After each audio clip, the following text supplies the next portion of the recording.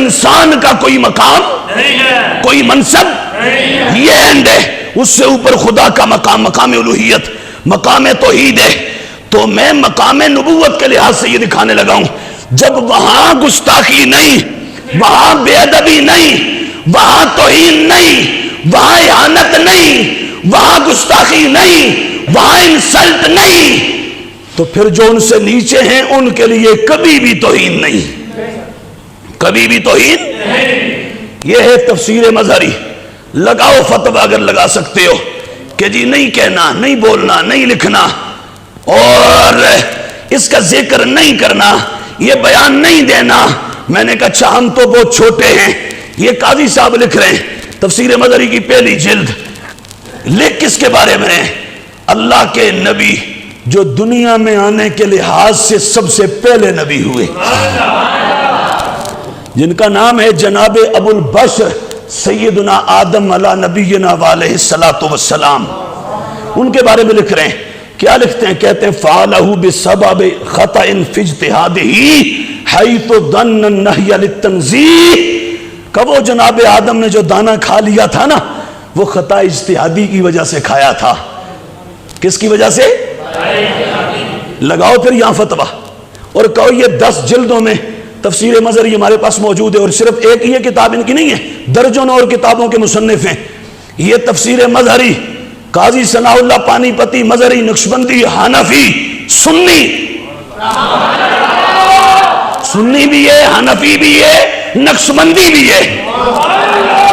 عقیدے میں سنی ہے اور فقہ مذہب میں حنفی ہے، اور نسبت اور مشرب میں اور سلسلہ طریقت میں نقشبندی ہے. یہ لکھ رہے ہیں. تو معلوم ہوا یہ توہین نہیں، یہ تو عظمت ہے. دب کے کہہ دو سبحان اللہ. یہ ہمارے پاس ہے تفسیر روح البیان. علامہ اسماعیل حقی رحمت اللہ تعالی علیہ، جن کی تفسیر کے بارے اہل علم کہتے ہیں کہ یہ صرف علم شریعت کو سامنے رکھ کے یہ تفسیر نہیں کی گئی، علم طریقت کے بھی اسماعیل حقی رحمت اللہ علیہ نے اس کے اندر سمندر جمع کر دیے ہیں. یہ اونچے بڑے اونچے درجے کا عالم شریعت بھی تھا یہ بندہ، اور عالم طریقت بھی تھا. یہ دوسرے لفظوں میں ایک عالم دین بھی تھا اور ایک پیر کامل بھی تھا. انہوں نے یہ پہلی جلد تفسیر روح البیان کی. اس کے اندر جناب آدم علیہ السلام کے بارے میں لکھا اور مطلق خطا لکھا. آج کہتے ہیں نہیں، وہ پہلے شروع میں تو بات مطلق خطا کی ہوئی تھی، پھر آگے تشریح کر رہے ہیں کہ خطا اجتہادی. تو میں نے کہا عقل کے کورو، علم کی لگتا ہے تمہیں ہوا بھی نہیں لگی، کبھی تم اس دنیا میں آئے بھی نہیں، کبھی تمہیں یہاں کا وزٹ بھی نصیب نہیں ہوا، پڑھنا تو درکنار. اللہ کے بندہ، نبیوں، صحابہ، اہل بیت اور امت کے پاکوں کے لیے جب بھی خطا کا لفظ آئے گا تو مراد وہاں خود بخود خطا اجتہادی ہوگی. کیا مراد ہوگی؟ خطا اجتہادی مراد ہوگی. کیوں؟ خطا معصیت اور خطا منکر جو گناہ ہوتی ہے وہ تو ہم بول ہی نہیں سکتے، وہ سوچ ہی نہیں سکتے. تو ابھی آئے انہوں نے مطلق خطا بولا. کیسے؟ کہتے ہیں فَإِذَا كَانَ حَالُ مَنِ اقْتَرَفَ خَطِيئَةً، صرف خطیہ، آگے یہ بھی نہیں اجتہادی. یہ جناب آدم علیہ السلام کے والے سے بول رہے ہیں، لیکن مراد اجتہادی ہی ہے.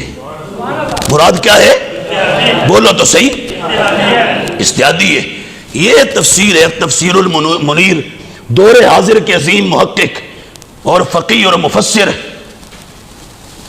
اپنا یہ 10 جلدوں میں ہمارے پاس نسخہ ہے اور بڑی زبردست اور شاندار تفسیر ہے. فقہی مسائل پر بڑی اہم گفتگو کرتے ہیں اور دیگر علوم پر بھی بڑی اہم گفتگو کرتے ہیں، فنون پر گفتگو کرتے ہیں. اس میں انہوں نے میرے نبی کے 2 صحابہ، ایک کا نام ہے عبداللہ بن عباس، ایک کا نام ہے عبداللہ بن مسعود. عبداللہ بن عباس وہ جن کے بارے میں میرے نبی نے کہا تھا مولا اس کو قرآن کا اور قرآن کی تفسیر کا علم عطا فرما دے. اور پھر کتنا ملا؟ پھر اتنا ملا کہ ان کا نام ہی پڑ گیا مفسر بارگاہ مصطفیٰ. میرے نبی کے دربار میں قرآن کی تفسیر کرنے والا ہاں. اور ان کا نام پڑ گیا حبر الامہ. مصطفیٰ کی امت کا علامہ. کیا؟ حضور کی امت کا علامہ. دب کے بولو، حضور کی امت کا علامہ. اب یہ دونوں حضرت عبداللہ بن عباس اور دوسرے عبداللہ بن مسعود وہ کون ہیں؟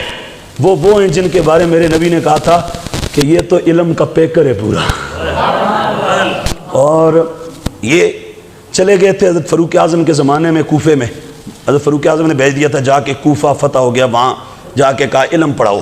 یہ وہاں پڑھاتے رہے. تو جب مولا علی کا دور آیا نا، مولا علی آپ نے دارالخلافہ کوفے کو بنایا. جب مولا علی وہاں تشریف لائے، دیکھا تو جدھر مولا علی دیکھتے ہیں ادھر ہی علم کی محفلیں لگی ہیں، تولیاں لگی.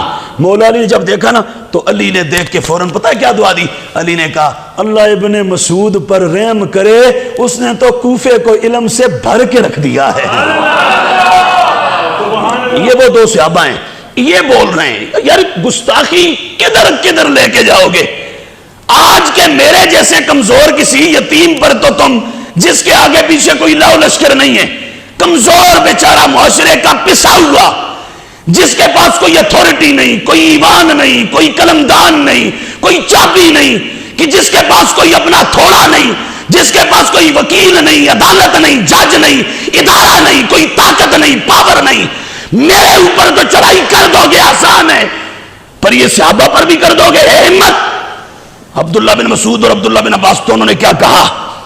کہتے ہیں اِنَّا حَبَّ الْكَلَامِ لِلَّهِ تَعَالَى مَا قَالَهُ أَبُونَا آدم حِينَ اقْتَرَفَ الْخَطِيَّةَ. کا سب سے اچھا کلام وہ ہے جو ہمارے بابا آدم نے اپنے لبوں پہ لایا تھا، بولا تھا. کب؟ کہ جب انہوں نے خطا کا ارتکاب کیا تھا. اب یہ صحابہ کہہ رہے ہیں، عبداللہ بن عباس، عبداللہ بن مسعود، اللہ کے نبی کے بارے. اور یہاں پر اجتہادی کا لفظ بھی نہیں، مطلق. تو لگا سکتے ہو فتویٰ عبداللہ بن عباس اور عبداللہ بن مسعود پر گستاخی کا. ہے ہمت تمہارے اندر دتورا، ہے اتنی پاور صحابہ تک بولنے کی. ہم تو جو اس ممبر پہ آج بول رہے ہیں، یہی کبھی کوفے کے ممبر سے بولا گیا تھا، یہی کبھی طیبہ نگر کی ہوا و فضاؤں میں صحابہ نے بولا تھا.